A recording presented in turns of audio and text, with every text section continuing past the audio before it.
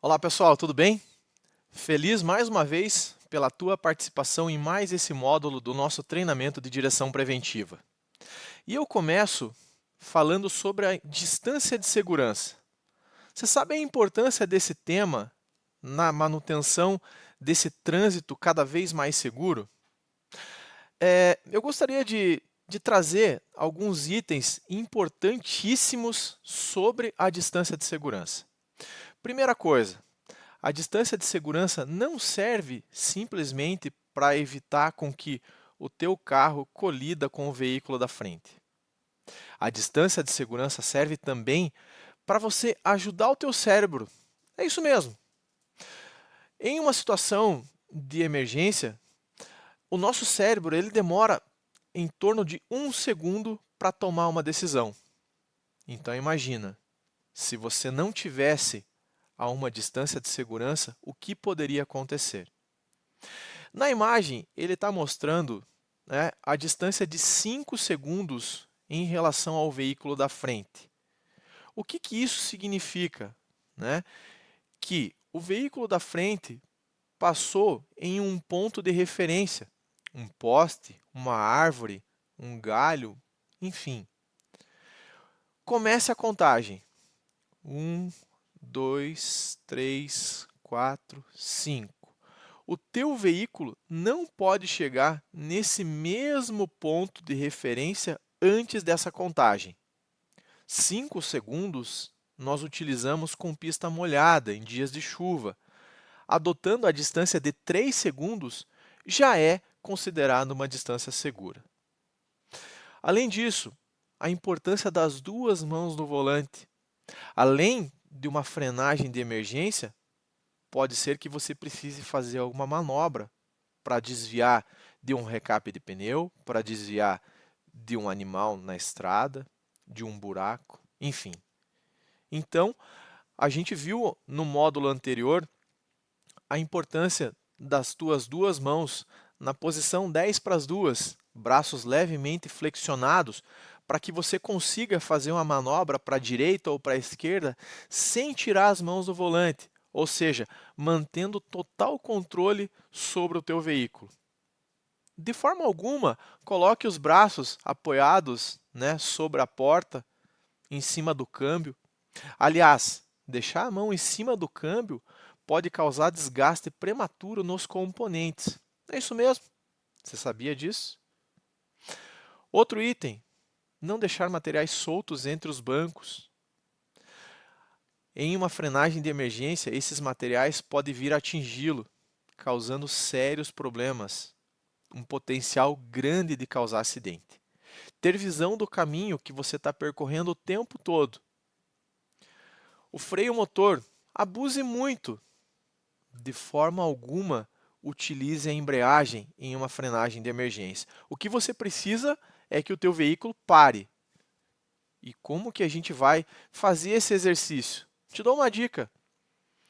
Ao se aproximar de um local em que você precisa parar o teu veículo, vai diminuindo as marchas, à medida em que a velocidade vai diminuindo, obviamente. Evite manter a embreagem pressionada. Isso também pode causar desgaste prematuro, principalmente no sistema de freios. Você vai sobrecarregar o sistema, teu carro vai demorar mais para parar. Pensa nisso.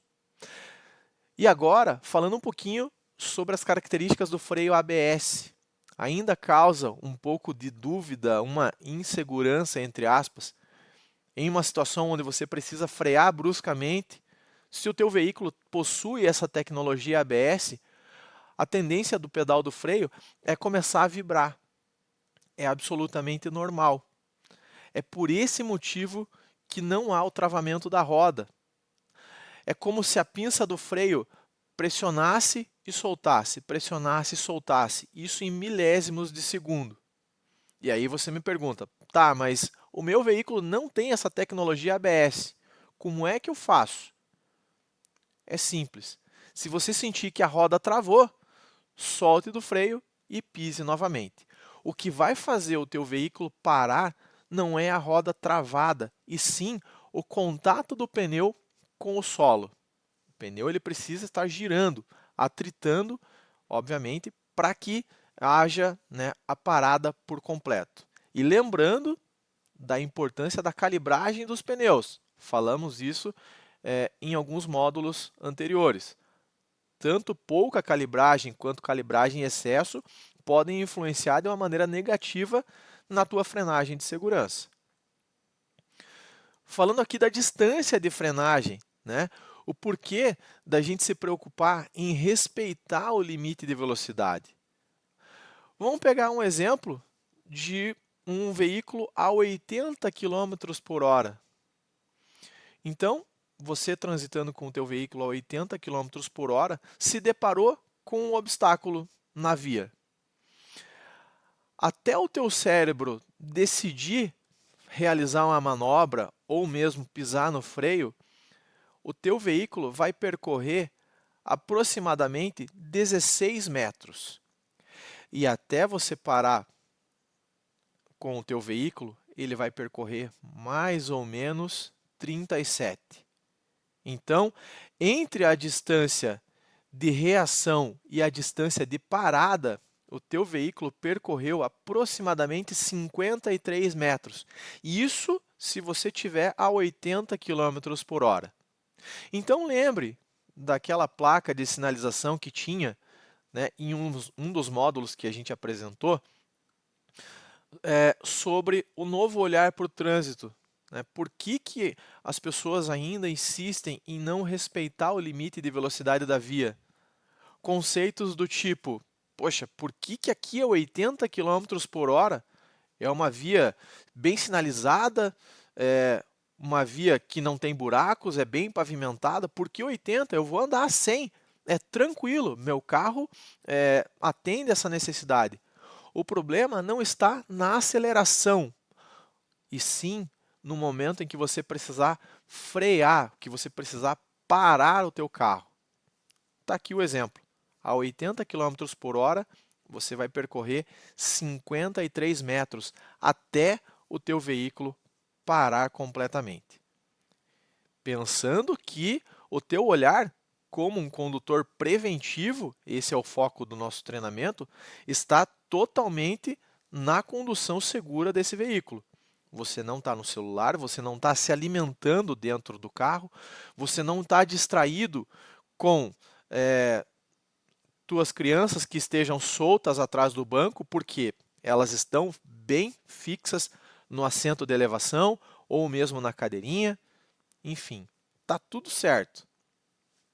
Obviamente, esses 53 metros, respeitando a distância de segurança que a gente viu no slide anterior, você vai conseguir realizar essa manobra tranquilamente. E a distância de segurança não somente do veículo à tua frente, mas vamos pensar numa distância de segurança a título da sinalização, do triângulo de sinalização, que, aliás, é um item obrigatório conforme o Código de Trânsito Brasileiro. Quantas vezes você já viu algum carro com pane mecânica na rodovia em que o triângulo de sinalização estava logo atrás do veículo? Você lembra de alguma situação assim? É isso mesmo. É um problema muito sério. O triângulo de sinalização, como o próprio nome diz, precisa sinalizar com antecedência. E o próprio Código de Trânsito Brasileiro, ele cita que esse equipamento precisa estar a pelo menos 30 metros de distância do veículo. Os outros veículos da via precisam visualizar que logo à frente há uma situação que merece atenção especial. E existe, né, uma técnica para que a gente aumente ainda mais essa segurança. Você utilizar o limite de velocidade da via como distância, como parâmetro para manter a distância de segurança do carro até o triângulo. Por exemplo, se a via for 40 km por hora, mantenha o triângulo de segurança a 40 metros do teu veículo. Se a via for a 60, da mesma forma. Conte passos largos, 60 passos, aproximadamente 60 metros, é uma distância absolutamente segura. Mas lembre de manter o pisca-alerta ligado e você se posicionar em um local seguro, de preferência fora do veículo, não no acostamento. Falando de condições adversas, né, são fatores ou combinações, desculpem, que contribuem para aumentar as situações de risco. Vejam, contribuem, mas não são a causa principal. Então, podem comprometer a segurança? Sim, mas a nossa percepção de risco, condutores preventivos, a gente vai se antecipar sempre que possível a essas situações. Então, agir de forma correta, o poder da decisão. Então, se eu tenho a opção ali de optar por uma via melhor sinalizada, eu vou transitar por essa via. Vou olhar a previsão do tempo, tem previsão de chuva em excesso, neblina, tenho a opção de postergar essa viagem, sair um pouco antes ou um pouco depois. Há mesmo a necessidade de fazer essa viagem agora à noite, véspera de feriado, enfim. Então, como está colocado ali na imagem, né? Então, as condições adversas contribuem, mas não são a causa principal. E a gente vai verificar agora alguns procedimentos de direção segura para que você se saia bem diante dessas condições adversas. Um dos itens, ofuscamento da visão pelo farol, né, em um período noturno ou mesmo pelo sol. Evite olhar diretamente para o farol do veículo que está vindo na direção contrária. Isso pode ofuscar a tua visão, prejudicando completamente, né, a condução segura do teu veículo. De preferência, olhe para as faixas da via, né, um olhar cerrado e, de novo, evite olhar para frente do capô, um olhar o mais distante possível, buscando fazer aquela varredura, né? Questões relacionadas ao sol, né? Então, alguns cuidados adicionais, né, com relação a riscos no para-brisa, né, própria poeira, enfim. E a gente viu no módulo sobre inspeção de segurança para que você mantenha, né, abastecido o reservatório do limpador de para-brisas, né, para bater aquela aguinha ali, se necessário, alguma sujeira em excesso, enfim, isso vai fazer diferença. Obviamente, as palhetas em boas condições, inclusive na chuva, né? Como que a gente vai definir, poxa, vou continuar rodando com o meu carro ou é a hora de parar? Então, a tua percepção de risco vai definir, né? De forma alguma, tentar subestimar essa condição.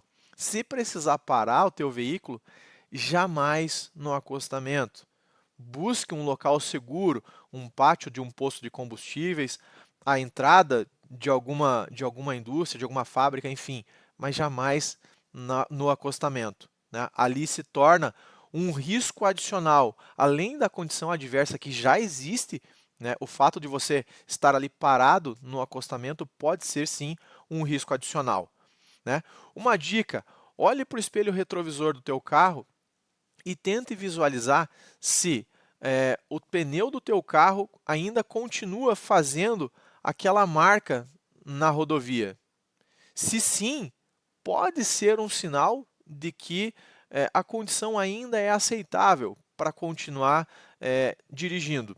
Se você não consegue visualizar, opa, é hora de parar. É hora de esperar essa chuva e, na sequência, seguir a tua viagem, o teu deslocamento, tá?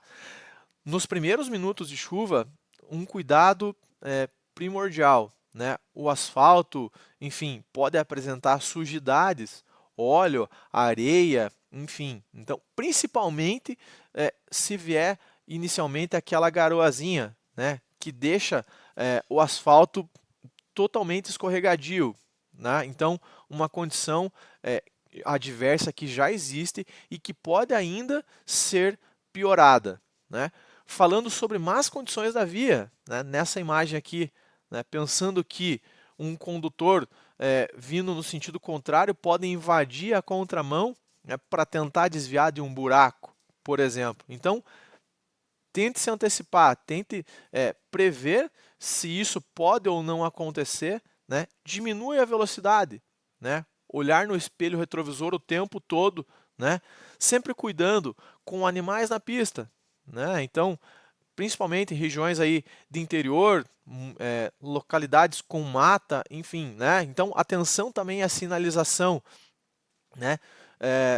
Não é tão comum em algumas regiões, em contrapartida em outras é mais comum do que a gente imagina, né? Então, tomar alguns cuidados com relação a isso, principalmente, né, num período noturno, né? Então, se a gente sabe que naquela região pode, né, ter trânsito de animais, né, inclusive animais silvestres, né? Então, diminui a velocidade, né? Pontilhões, né? Então, questões como está na imagem ali, né? Uma condição adversa causada, né, por má condição, má conservação mesmo, né? Algumas dicas pro fora de estrada, né? Então, diminua a velocidade, mantenha uma marcha menor e uma velocidade constante. Evite acelerar demais e precisar frear ao mesmo tempo, né? Então, acelerei demais e precisei frear, o carro vai, né, tem a chance de atolar ou mesmo derrapar, né? Cuidado especial em curvas, né? O teu carro pode perder a traseira, isso porque, né, a maior parte, a maior força, na verdade, vai ser transferida para a roda dianteira, né? Se isso acontecer, esterça o volante para o lado de fora da curva, né? Então a gente precisa, numa condição como essa, mais do que nunca, avaliar, vale a pena? Preciso, né? Então, a ideia da visão periférica é o que eu dizia antes, né? Fazer aquela varredura, não olhar ali na frente do capô, né? Busque superfícies uniformes, né? É aquela ideia de você transitar onde já tem a marca, né, de veículos que já circularam por aquele local, né?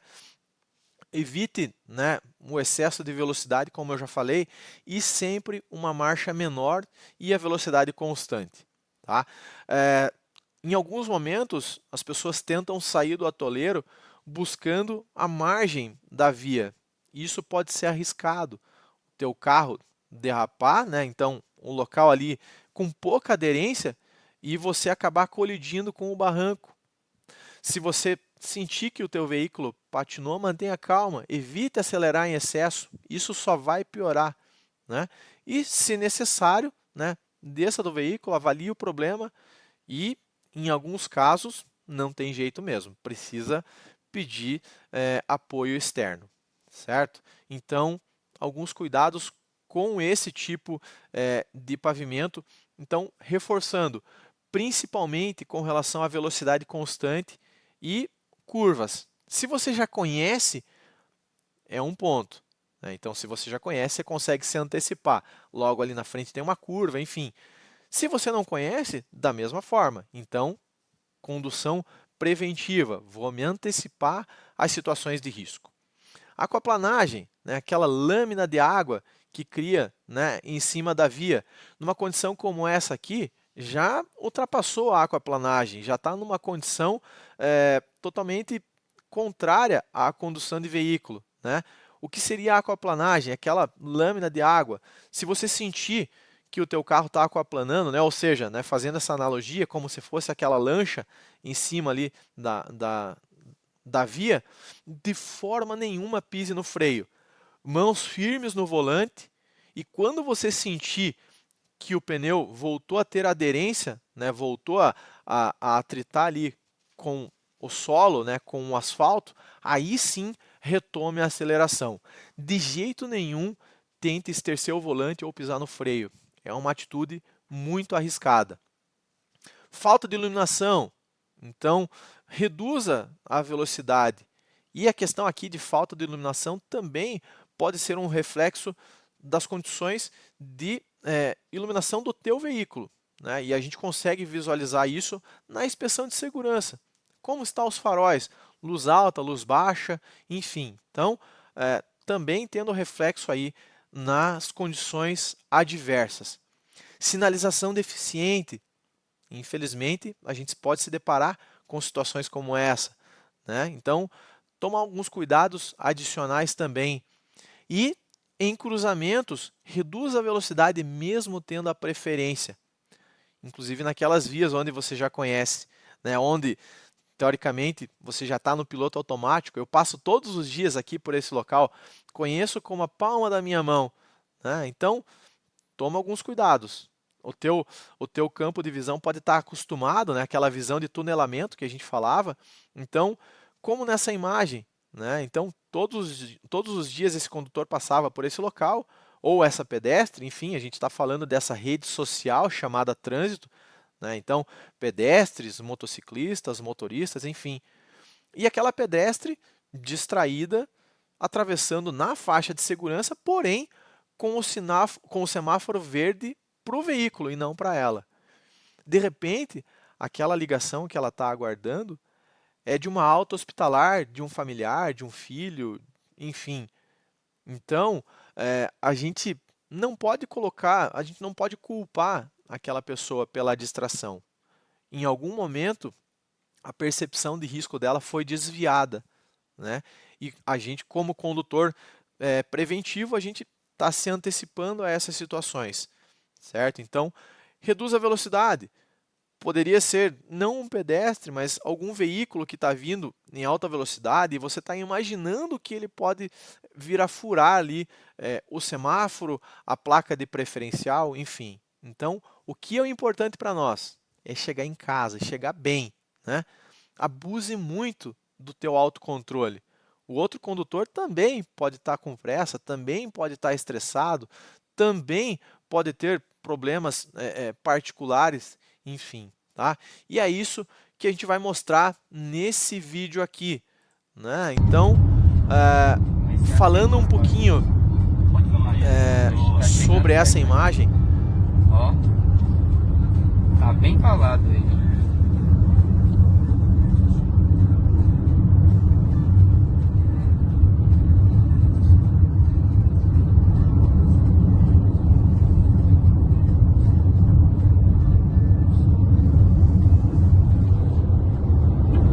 Olha o que ele tá fazendo.